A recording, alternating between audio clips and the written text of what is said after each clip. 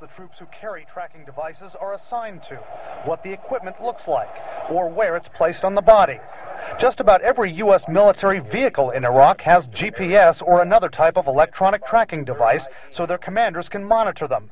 It's called Blue Force tracking. Some law enforcement units back home have experimented with chips that give physical data about officers but don't have tracking signals. U.S. military officials say soldiers and Marines in most regular combat units in Iraq, like the Missing Soldiers Division, are not outfitted with tracking devices. One reason? The danger involved if a soldier carrying one gets captured. That provides certain options for the adversary. If he knows that this is a tracker and somebody's going to come back and get this tracker because they think it's associated with a human being, they have the ability to set up an ambush for whatever unit's going to come back and try and find this unit. One option, placing a tracking microchip under a service member's skin. Former U.S. Special Operations officers tell us they believe that's being developed.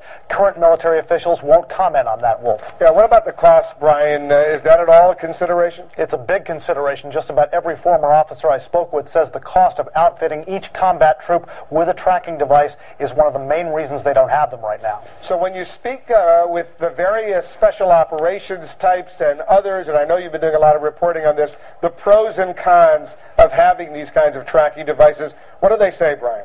Some believe that every service member should have them. Some don't because of the risks we talk about. But others say if they can deal with the cost and pay for all of this, it is worth it not only to track missing troops, but to be able to tell friendlies from enemies on the battlefield.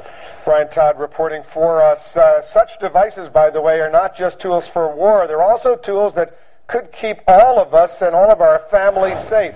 We saw that back in February when 3 mountain climbers and their dog were stranded overnight on Oregon's Mount Hood. Rescuers found them all safe by tracking their mountain locator unit, a device similar to the one seen here. Also, many models of cell phones use GPS tracking software that could locate you in case of an emergency. There are also several products available to keep track of children. Many of them act as emergency cell phones and tracking devices, with some even able to display on a map the places your child has visited. Still ahead tonight.